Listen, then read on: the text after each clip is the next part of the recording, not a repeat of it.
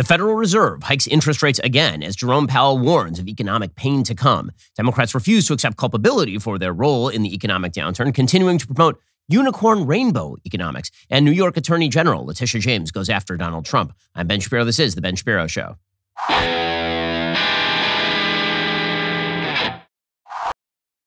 This show is sponsored by ExpressVPN. It's time to stand up against big tech. Protect your data at expressvpn.com/Ben. We'll get to all the news in just one moment. First, let me remind you, you're paying way too much for your cell phone coverage. You're giving a bunch of money to a bunch of companies that don't really like you very much, like Verizon, AT&T, T-Mobile. Do they align with your values? Also, are they really charging you the amount of money that you should be paying for your coverage? The answer is no. These are not people you want to give your money. Instead, give your money to Pure Talk. Pure Talk gives you a myriad of choices so you can choose the data plan that's right for you, whether that's 2 gigs per month or an unlimited plan with a mobile hotspot. By switching over to Pure Talk, the average family of 4 is saving over $75 every month. Customers are realizing they simply don't need as much data as they thought they did. Plus, Pure Talk makes it easy to find the right plan for you and your family. They're a veteran-owned company with a customer service team based right here in the United States. They make the switch from your current provider incredibly easy. It's not going to take you more than 10 minutes. It's well worth the savings. Join the hundreds of thousands who are making the switch to Pure Talk today. Plus, this month, when you switch over to Pure Talk, you get 1 month for free. I've been endorsing Pure Talk for a couple of years. This is their biggest offer yet. Head on over to puretalk.com, choose your plan, enter code Shapiro for this special offer. That's puretalk.com, enter code Shapiro, get 1 month for free. Also, let me just tell you about the best meat that is available on the market. So, meat is under attack by the left. I don't know why. For some reason, they just don't like meat. And let me tell you, one of the best things in life is meat. And the best meat that is available in the United States, or anywhere for that matter, is Good Ranchers. I know this because they sent me a kosher steak, and then we cooked it right there on the grill, and it was unbelievable. Good Ranchers only sources the highest quality meat. Pasture-raised, USDA primer, upper choice beef, grass-fed, grain-finished. Their steak is aged 21 days, so every bite is tender and delicious. Better than organic chicken. It means no hormones or antibiotics, pasture-raised, hand-cut, hand-trimmed to guarantee consistency, which makes prep really easy because you're not actually buying like a giant package of chicken and then cutting off half of it and throwing it in the garbage. They've got prime seafood as well. The breed matters. Lots of grocery store meat is dairy cattle. That's really low-quality stuff. Good Ranchers only sells cuts from American Angus beef cattle known for their great marbling and quality. You want the best meat on the market, and this is why you need to go to goodranchers.com/Ben and use code Ben at checkout. You get $30 off your first order of American meat delivered plus free shipping. That's goodranchers.com/Ben. Use code Ben at checkout. Well, as was widely expected, the Fed Chairman Jerome Powell announced yesterday a 75 basis point increase in the interest rates. It's 0.75 percentage points, raising the target range to somewhere between 3 to 3.25%. According to the UK Daily Mail, the Federal Reserve has issued another supersized increase to interest rates in a move intended to fight inflation, which deepens the risk of a sharp economic downturn and job losses. At the end of its 2-day policy meeting on Wednesday, the U.S. Central Bank raised its policy rate 75 basis points for the third time to a range of 3 to 3.25%. That is the highest level since the 2008 financial crisis. It is going to go higher as well. The Fed is attempting to cool down the economy in order to tame rampant inflation, which remains stubbornly high at 8.3% as interest rates climb. The path to a so-called soft landing is narrowing. Economists are increasingly projecting a hard landing marked by a sharp increase in unemployment. Fed Chair Jerome Powell admitted on Wednesday that achieving a soft landing will be very challenging. He had a lot of bad news for the markets yesterday, which is why you saw stocks slide some 500 points yesterday, according to the Wall Street Journal. U.S. stocks finished sharply lower after the Federal Reserve said it would raise interest rates again and signaled the need for further rate increases in the months ahead. Trading was volatile on Wednesday. Stocks were up throughout the morning, and then they dropped shortly after the Fed's announcement. I got to say, the animal instincts of the stock market are really something incredible to watch. Everybody gets very optimistic right before Jerome Powell speaks. Then he speaks, and boom, there's a stock market decrease. It is amazing to watch all of this happen in real time. If you watch a split screen of Jerome Powell talking, and then the stock market on the other side, you can see that essentially one guy, or at least a few people at the Federal Reserve, are now controlling the entire future of the American economy. This is not how it was supposed to work. Economic policymaking was supposed to be done by the legislature and by the president. Instead, this is a bipartisan issue. They've delegated all monetary policy over to the Federal Reserve, and fiscal and economic policy is all done through the Federal Reserve.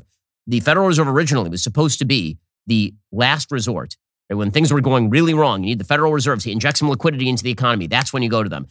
Things are going really wrong with inflation. You need the Federal Reserve to tamp down the inflation rate by increasing those interest rates. Instead, president after president has basically delegated out the problem of economic growth to the Federal Reserve, and that means that when they run out of tools, things get very, very ugly. This is why, during COVID, the Federal Reserve basically used the only tool left in its arsenal, went to 0% interest rates in an attempt to spur the economy. And again, because economic policymaking was done incredibly poorly at the legislative level for the next several years, The result was rampant inflation, and now they have to go back to the Federal Reserve and ask for them to tamp all of that down. So Jerome Powell yesterday announced that, by the way, it's not just a problem of inflation in the moment. We are looking at a well below median estimate of longer run normal growth rate. So what he means is that the economy is now going to slow for the foreseeable future. I mean, he's basically just announcing this straight out, which is kind of amazing. As shown in our summary of economic projections, since June, FOMC participants have marked down their projections for economic activity, with the median projection for real GDP growth standing at just 0.2% this year and 1.2% next year, well below the median estimate of the longer-run normal growth rate. I mean, look at the stock market, right? As he's speaking, you can see that it goes from in the green to boom, in the red. Because what he is saying is something that pretty much everybody knew, but apparently they only believe it when Jerome Powell says it. Now, Joe Biden had estimated when he came into office that even without this massive inflationary spiral, there would be low growth rates for the foreseeable future. He had estimated there'd be below 2% GDP growth for the next decade, essentially. Now, Jerome Powell is saying it's going to come in even below that, and we have to do that in order to tamp down all of this inflation. Powell said that. He said reducing inflation requires below trend growth. We have to do that because otherwise the prices are going to continue to spiral out of control. You're seeing some countries, by the way, taking the opposite view. Turkey, for example, is actually pumping money into an inflated economy, which is a stupid economic move. As we'll see, there's some Democrats who are actually advocating for just that. Here's Jerome Powell acknowledging the obvious. There are costs to the monetary and fiscal policy that you actually implement. There are costs to this thing. When you generate outsized bills, eventually somebody has to pay up. The predicate of so much democratic policy for years has been modern monetary theory. They haven't said it out loud. Elizabeth Warren kind of has, but they really haven't said it out loud. But the idea was we can just borrow and borrow and borrow and spend and spend and spend and inject liquidity and liquidity and liquidity. And this is going to be a good thing. Ezra Klein famously in one of his columns lamented the fact that why is it that we have to have a high inflation? I mean, we're pumping so much money into the economy, and what it's doing is it's really helping people at the lower end. Well, actually, inflation really hurts people at the lower end. It turns out that monetary stability is a generally good thing because monetary stability allows for predictability, it allows for investment, it allows for innovation, which is something that the left really doesn't understand. For some reason, they hate capital. Okay, there are only two forces in human history that have actually generated serious prosperity: capital and innovation. The combination of capital and innovation is everything. All the other stuff, right? The institutions of stable property, very important predicate. But that's existed in a lot of places at a lot of times. The idea that if you own property, you retain ownership of that property and it's freely alienatable. That has existed in a lot of places at a lot of times. What has changed over the last couple of hundred years, which is why you see the exponential growth of global economic change. The reason for that is because there is a realization, particularly in European and American and European offshoot countries, that capital and innovation are everything. The left, however, has suddenly decided that capital is really bad. Not suddenly, really since Marx, has decided that capital is bad. And so really, the idea that there should be private capital in private hands that leads to innovation is bad. What you really need to do is suck money out of that private economy and then blast it out via leaf blower and blast it out wide to the generalized economy on the demand side rather than on the supply side. And this is going to help the economy, and no one will ever have to foot the bill for any of that. And that, of course, is just nonsense. It's not true. Here's Jerome Powell saying that when you have inflation this high, you're going to have to raise interest rates, and that's going to mean below trend growth because, again, liquidity starts to dry up, right? If you can't borrow money as easily from the banks in order to just spend it on random stuff, well, that means that there's going to be less economic growth in the near term. It's sort of a consolidating point at this point. Now, I will say this to everybody who's in the investment markets right now. My personal strategy when it comes to investment, economic downturns are where people get rich. And when the economy is hot, everybody's doing decently. It's when the economy downturns. If you have savings, over the next couple of years, I'm not saying you buy right at this moment, over the next couple of years is going to be a very good time to buy up assets because 4 or 5 years from now, there will be growth rates that more than make up for buying the assets during the next couple of years. I mean, this is my investment strategy. When markets go down, that is the time to buy. When markets go up, that is the time to sell. It's not all that difficult, but it's very difficult to resist the trends of public thinking. In any case, here's Jerome Powell announcing the obvious. There are costs to this sort of monetary and fiscal policy. Reducing inflation is likely to require a sustained period of below-trend growth, and there will very likely be some softening of labor market conditions. Restoring price stability is essential to set the stage for achieving maximum employment and stable prices over the longer run. We will keep at it until we're confident the job is done. So, I mean, I will say this for Jerome Powell. He really, really botched COVID. He blew way too much money into the economy, and then he left the interest rates at zero for far too long. He was really late on the ball on this one. But at least he's now taking the actual realistic view that Paul Volcker would have taken, which is you need to raise the interest rates and crush the inflation in order to make room for future growth. Democrats obviously are going to panic about this because what it means is that we are going to have very slow growth, if any, for the next couple of years leading up to the 2024 election, which is very scary for a lot of Democrats, including the current president of the United States. Jerome Powell yesterday said, the pain is coming, man. There's no way to do this without pain, pretending that there could be a fully soft landing where no one gets hurt. Again, when you blow out the credit cards, at some point, you're going to have to pay them off. If we want to set ourselves up, really light the way to another period of a very strong labor market, we have got to get inflation behind us. I wish there were a painless way to do that. There isn't. So what we need to do is get rates up to the point where we're putting meaningful downward pressure on inflation, and that's what we're doing. Okay, he is correct about this. Now, this is Larry Summers, the former Treasury Secretary under Bill Clinton, the guy who was predicting that there would be a massive inflation spike in the aftermath of 2020, 2021. He says, well, you know what this means? It means there's a downturn coming. So again, Larry Summers is the oracle of the obvious at this point. Here we go. We are almost certainly going to see a downturn in the economy from where we are right now. And clear-eyed realism about that is the most important thing for credibility and for the best possible outcome, given the inflation that has been allowed to build. Well, increasingly, as we've been saying for a while here, everybody who understands basic econ understands that what Summers is saying there is right. And this, of course, includes the heads of the largest banks in the United States. According to the Wall Street Journal, the heads of those banks expressed concerns about the state of the U.S. economy, warning about the risks of high inflation and rising interest rates. Facing questions from House lawmakers on Wednesday, bank chief executives, including J.P. Morgan Chase, Jamie Dimon, and Citigroup's Jane Fraser, offered a favorable picture of an industry they say helped the economy recover from a pandemic-induced recession while showing uncertainty about the future. Bank CEOs also answered questions about federal regulations and brushed off GOP pushback to a credit and debit card code that identifies purchases made at firearms stores.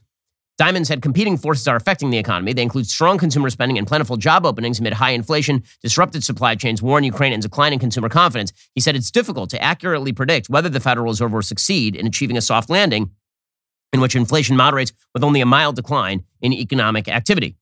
He said because of the war in Ukraine and the uncertainty that causes in global energy supply and food supply, there's a chance it could be worse. Asked later about the Fed's ability to avoid a hard landing, Dimon said, I'm keeping my fingers crossed. Well, that's never a good sign when you are keeping your fingers crossed. And again, what we are watching by the end of the year, there will be a rate shift in the upward direction. By the end of the year, you're looking at interest rates from the Federal Reserve that are somewhere between 4.25 and 4.5% at a minimum.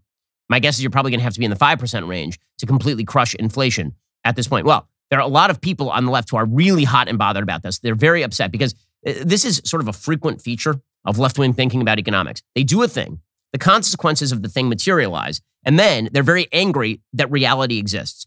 I remember this happened with Obamacare. Obamacare passed, and then there were places, restaurants, stores, that started putting an Obamacare tax note on their receipts. So restaurants would say, you know, we now have to pay more money, so you're going to have to pay more money. And they would put this at the bottom of receipts. And people got very, very angry at these restaurants. How dare they say the obvious? How dare they point out that these costs are passed on to the consumer? Well, it's the same thing now with Democrats looking at what Jerome Powell and the Federal Reserve are doing. So Elizabeth Warren, who is far too smart for this, but has decided to fully embrace the socialistic Bernie Sanders perspective on monetary policy.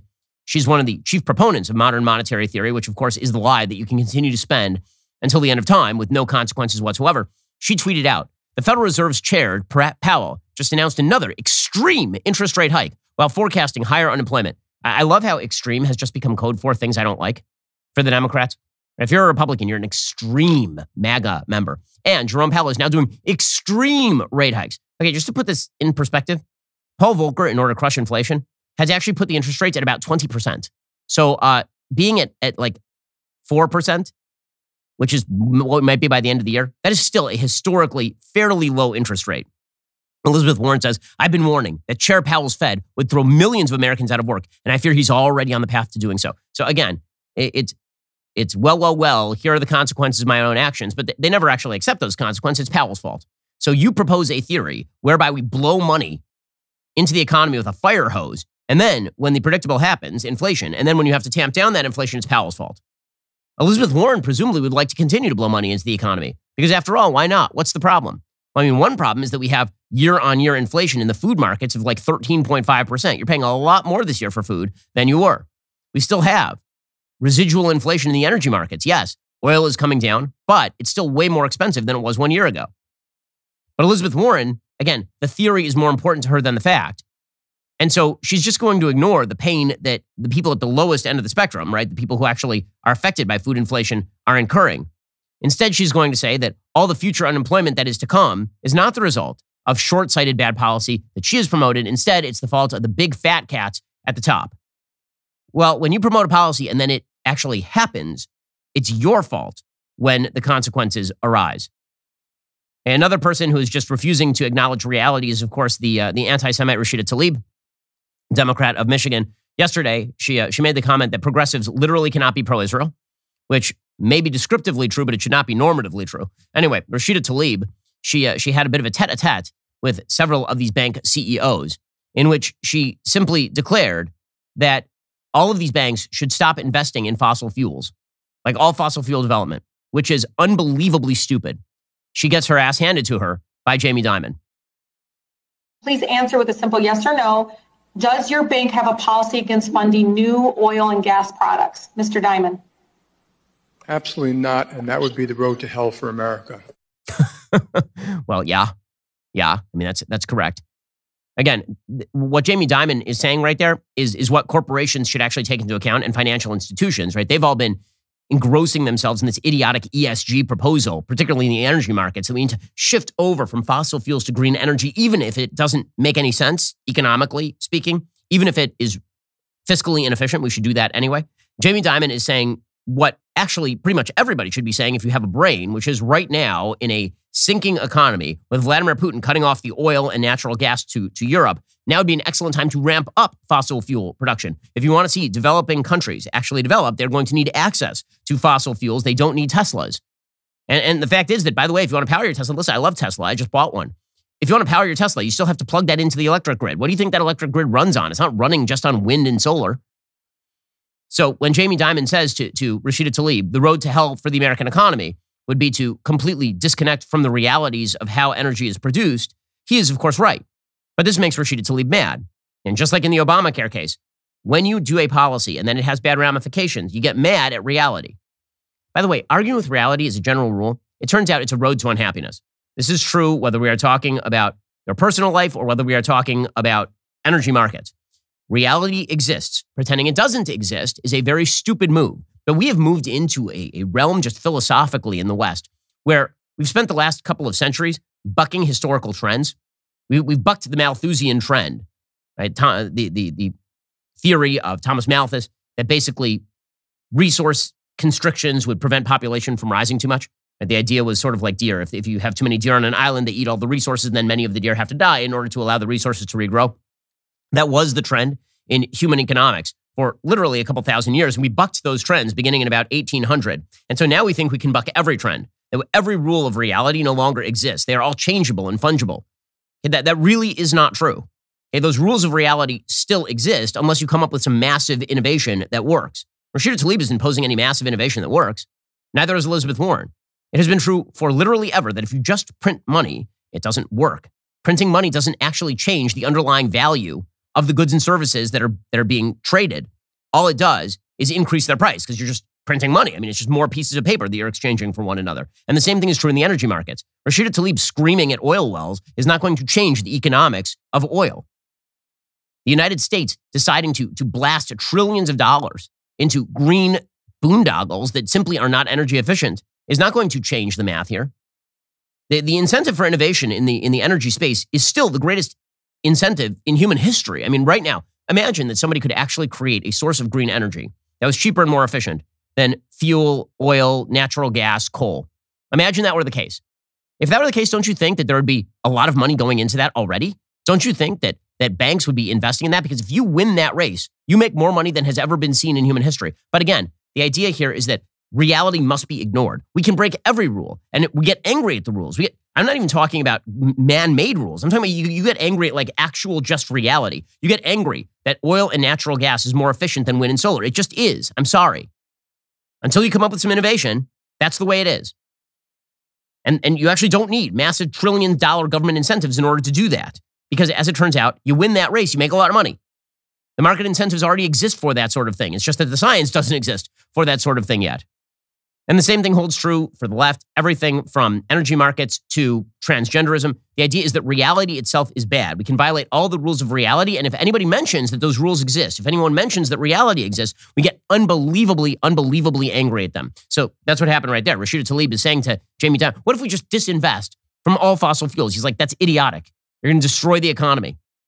And as we'll see in just a moment, Rashida Tlaib's response to that is, I'm very angry at reality. What if I just yell at Jamie Dimon? What if people take their money out of Jamie Dimon's business? Okay, fine. You want to do it? There will be another predictable reality meeting you, which is that JP Morgan will continue to make money and you will not, because you will have taken your money out of JP Morgan. Because again, reality still exists. I root for reality.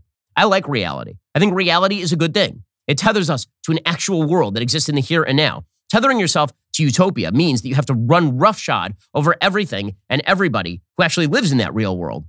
We'll get to more in just 1 second. First, if you own a business, it's been a bumpy ride for the past several years. Talking COVID lockdowns, talking Biden inflation, talking about the coming recession. Well, you could probably use some of the money that you overpaid in taxes back. This is where innovation refunds can help you out. If your business has 5 or more employees and managed to survive COVID, you could be eligible to receive a payroll tax rebate of up to $26,000 per employee. It's not a loan. There's no payback. It's a refund on your taxes. The challenge is, how do you get your hands on it? How do you cut through the red tape and get your business the refund money? Well, you head on over to getrefunds.com. Their team of tax attorneys are highly trained in this little-known payroll tax refund program. They've already returned $1 billion to businesses. They can help you as well. They'll do all the work, no charge up front. They just share a percentage of the cash they get for you, so it is risk-free. Businesses of all types can qualify, including those who took PPP, nonprofits, even those that had increases in sales over the past couple of years. The team at getrefunds.com has already returned over $1 billion to businesses. They can help you as well. Head on over to getrefunds.com, click on Qualify Me, answer a few quick questions. This payroll tax refund, it's only available for a limited amount of time. Don't miss out. Go to getrefunds.com. That is getrefunds.com. Also, you may have noticed that the price on literally everything is rising. We've got rising inflation. Insurance rates are moving in the wrong direction. But one of the best ways to save money is by reshopping your home and auto insurance. Guess what I'm going to say next? Policy Genius will help you do it. Policy Genius customers saved an average of $1,250 per year over what they were paying for home and auto insurance. Policy Genius is your one-stop shop to find and buy the insurance you need along any lines, like home, auto, life. Just click the link in the description. Head on over to policygenius.com/Shapiro Home to get started. Policy Genius will show you price estimates for policies that fit your search. If you like what they find, they'll get you switched over for free. Customers who bundled their home and auto policies with Policy Genius saved an average of $1,250 per year over what they were paying last year. The team at Policy Genius, they're on hand every step of the way to help you make decisions with confidence. They're not going to add on extra fees. They're not going to sell your information to third parties. Policy Genius has earned thousands of 5-star reviews across Google and Trustpilot. So head on over to policygenius.com/Shapiro Home. Get your free home and auto insurance quotes. See how much you could save. Do not pay too much for the insurance you already are paying too much for. Instead, reshop it at policygenius.com/Shapiro Home. So here's Rashida Tlaib after being just destroyed by Jamie Dimon publicly, saying people should close their JP Morgan accounts because you don't agree with me that reality can just change randomly. Sir, you know what? Everybody that got relief from student loans has a bank account with your bank should probably take out their account and close their account. The fact that you're not even there to help relieve many of the folks that are in debt, extreme debt because of student loan debt, and you're out there criticizing it. That's amazing. So you should take your money out of JP Morgan because what? We're not relieving student loan debt?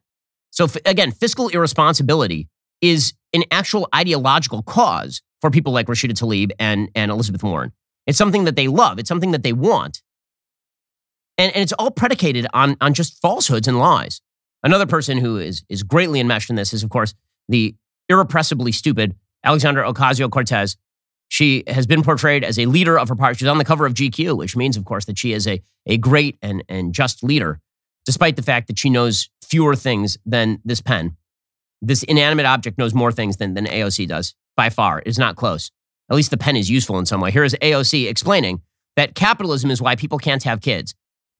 Well, I mean, one thing that I did notice is the global population growth after the advent of capitalism. Also, if we're talking about why people aren't having kids, I noticed that she's a communist and has no kids. So here is AOC. There are quite a few countries that are really struggling because young people, because under the burdens of capitalism and living under a society that's increasingly concentrating wealth among the rich, we're not having kids, or we're not having kids at the same rate. And we actually need immigrant populations to help balance things out. We can't continue to fund Social Security, Medicare, all of this stuff without immigrants. And it's always been that way. Don't act like this is some new trend or anything like that. Well, maybe what you just said contradicted the first part. When she says that the welfare state is actually undermining reproduction, that's correct. The welfare state is undermining reproduction. Okay, if you actually look at the statistics, Cuba right now has a fertility rate of 1.6, okay, below replacement rate levels.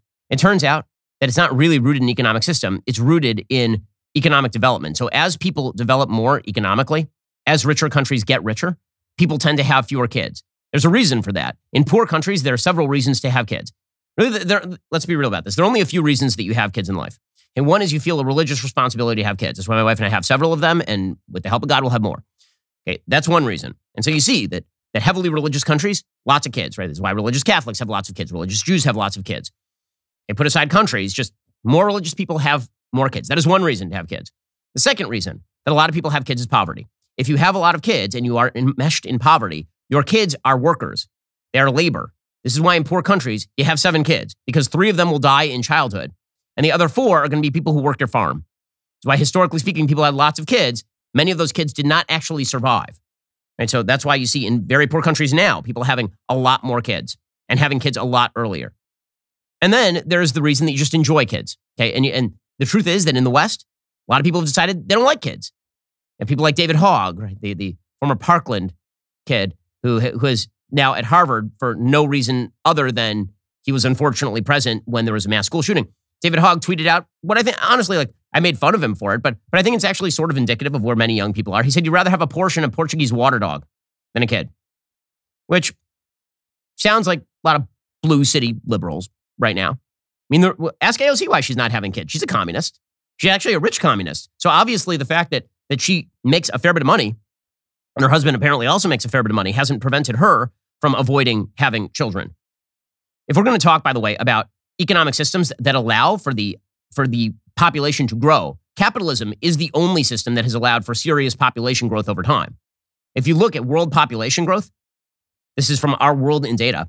Basically, in 1700, there were 600 million people on planet Earth. In 1800, there were 1 billion people on planet Earth, which is very slow incremental growth over the course of time. By the year 1900, that had doubled. There were now 2 billion people on planet Earth. And then from 1900, which is the advent of free markets globally, to about 1960, you see a massive spike in the population. By 1960, you're talking about like 4 billion people on Earth, from 2 billion in 1928. And now you're talking about 11 billion people on Earth. And now you can see actually that the rate of change in terms of birth rate globally begins to decline after about 1965, 1964.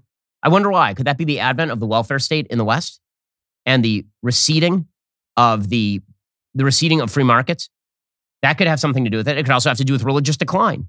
It could have to do with increased prosperity. There are a bunch of reasons, but blaming capitalism for lowering global birth is really, really silly, considering the only thing that has disconnected human beings from the Malthusian trap, as Gregory Clark, economist from UC San Diego, has said, the only thing that disconnects people from that Malthusian trap is prosperity, right? It is increased life expectancy. It is childhood survival rates. That is all connected to capitalism.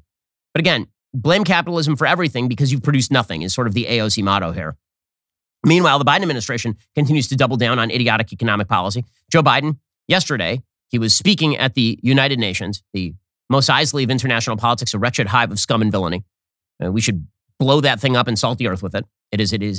We should salt the earth where it once stood. It is the worst institution in international life, the United Nations. Any institution that has, as part of the Human Rights Council, places like China and Sudan, demonstrates its own unfeasibility and foolishness. So here was Joe Biden speaking. It always is a weird thing to me that the backdrop for whenever people speak there is apparently the bathroom of Macy's. If you look at the wall behind whoever is speaking at the UN, not Joe Biden's fault, obviously. They put like this green tile behind whoever is speaking, and it's really hideous. Just an aesthetic point to match the generalized point that the place is in fact a bathroom. It is a giant urinal of humanity. Here is Joe Biden speaking there and explaining that what we really have to do here in the West and globally, we have to double down on zero emissions vehicles. Again, I like zero emissions vehicles. I have one. It took a year for it to arrive, but it's pretty great. However, I will also point out I have to plug it into a wall, and the electric grid is not zero emissions. Here is Joe Biden. We've led with bold climate agenda. We rejoined the Paris Agreement, convened the major climate summits, helped deliver critical agreements on the COP26. We helped get 2/3 of the world's GDP on track to limit warming to 1.5 degrees Celsius. And now I've signed a historic piece of legislation here in the United States that includes the biggest, most important climate commitment we have ever made in the history of our country, $369 billion toward climate change. That includes tens of billions in new investments in offshore wind and solar, doubling down on zero-emission vehicles, increasing energy efficiency, supporting clean manufacturing. Man, that is a lot of mashed potatoes coming out of that face right there.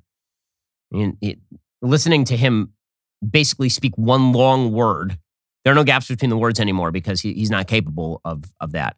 And so when he speaks about economic policy, and his first thing is, I just spent $400 billion on offshore wind and solar and the like, that's pretty amazing stuff. He says, well, we don't have much time. We're living in a climate crisis. Again, when you decide that you're going to follow this economic policy, you can't then be surprised when the results are rising energy prices and energy shortages and all the rest, which is precisely what has happened in places like California and Germany, as we'll discuss in a second. Here is Joe Biden from that bathroom at the Macy's. Our investments will also help reduce the cost of developing clean energy technologies worldwide, not just in the United States. This is a global game changer, and none too soon. We don't have much time.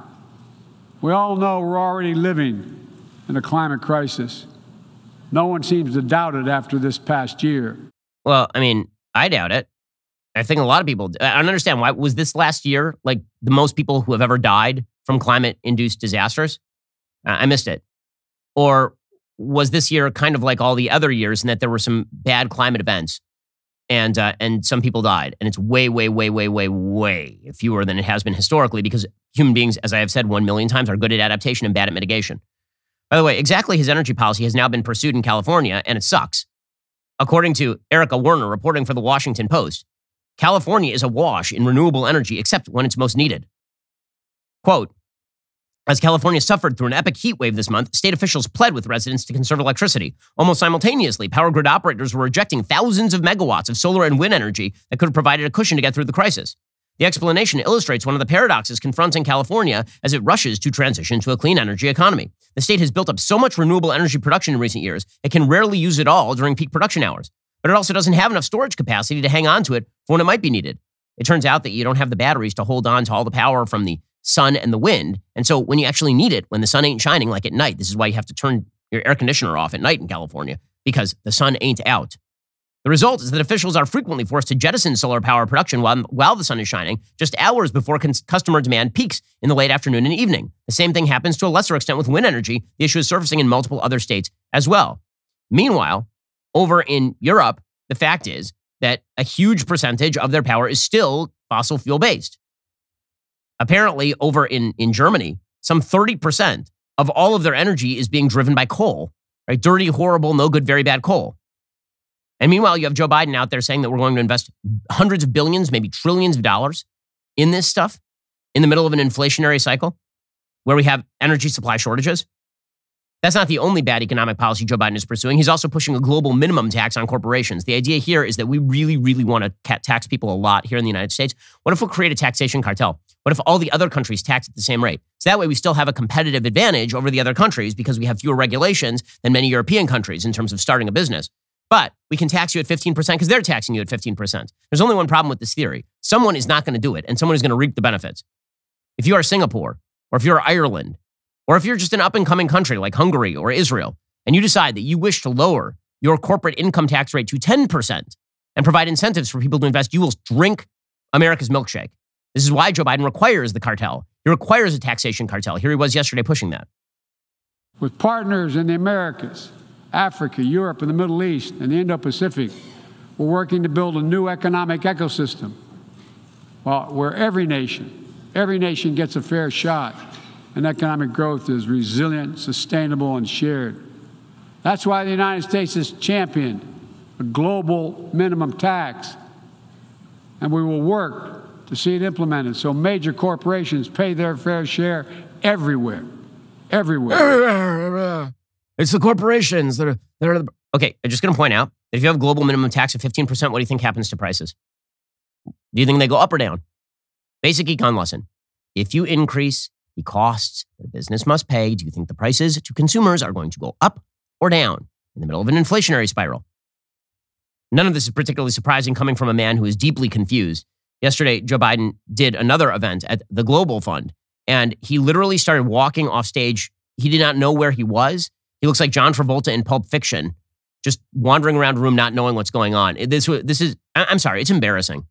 And there are lots of reasons for people to have been embarrassed over their presidents over the course of the last couple of decades, but it is quite embarrassing that the president of the United States, who is pushing for world-changing utopianism, is in fact a senility-ridden elderly gentleman. It really is not great.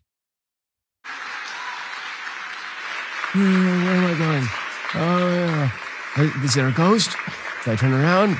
I'm staggering.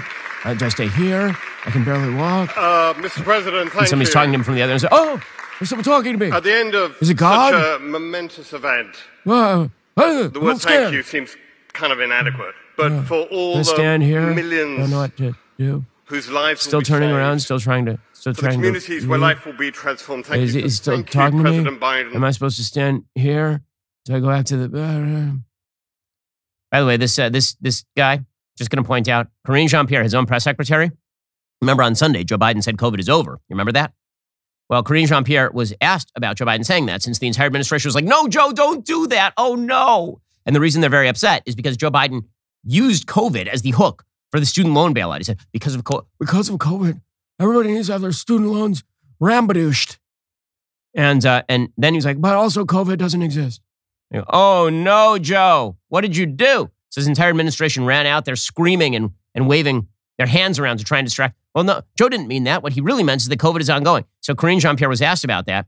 And being wildly untalented as she is, she answered on MSNBC that Joe didn't mean that. He was distracted by shiny immobile cars. I'm not kidding. This is their answer. This is their answer to the incompetence of the president of the United States. The president of the United States is like a small child who is distracted by bubbles at the preschool.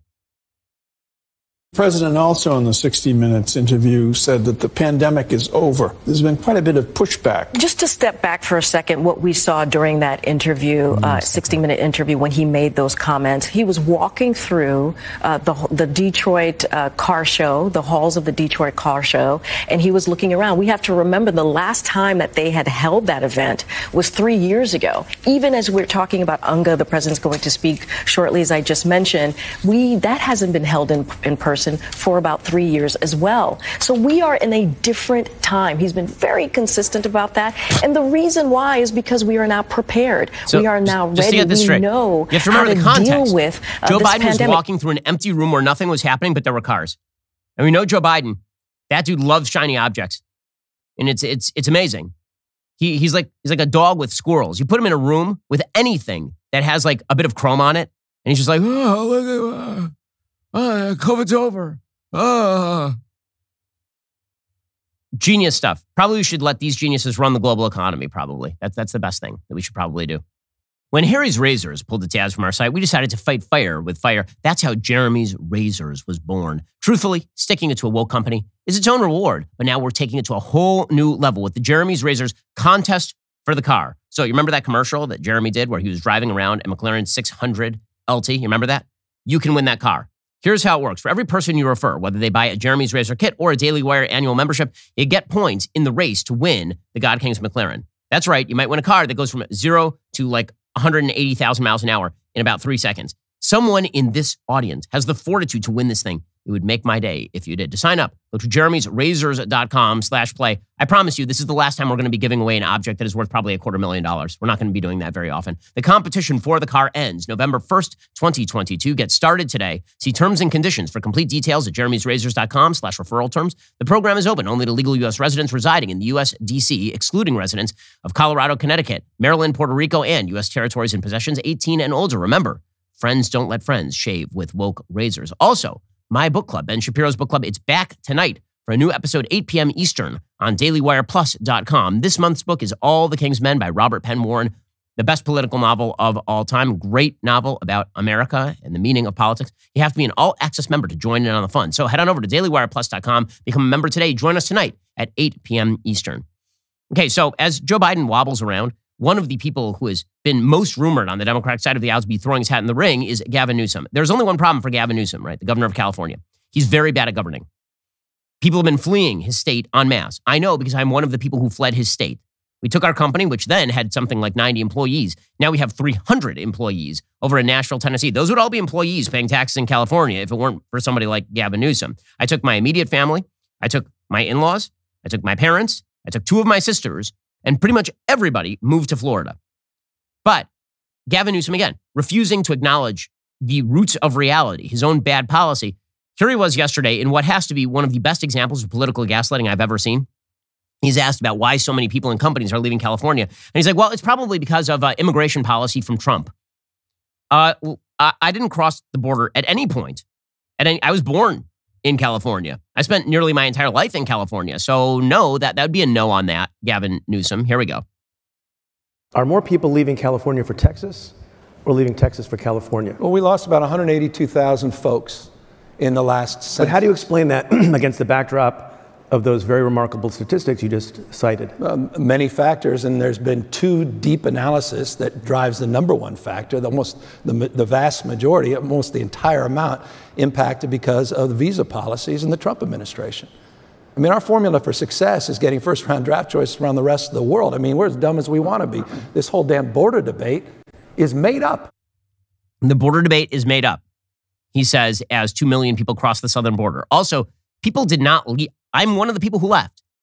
Business people are not leaving California because of visa policies from Trump. Those are national policies. Why would that disproportionately affect California such that businesses are relocating from San Francisco to Austin, Texas? He has no explanation for this. The real reason, of course, is because he's run the state into the ground, not just Gavin Newsom. I mean, blaming Gavin Newsom uniquely would be foolish. It's the California legislature. It's Governor Jerry Brown. It's been decades of bad governance from California. The latest example, of course, is the energy policy in California. The editorial board over the Wall Street Journal points out, as if California doesn't have enough wildfire hazards, its drive to banish fossil fuels from the electric grid is creating another. On Tuesday, a Tesla battery at a utility storage site in Monterey County caught fire, triggering the shutdown of the state's scenic coastal highway and shelter-in-place warnings for local residents.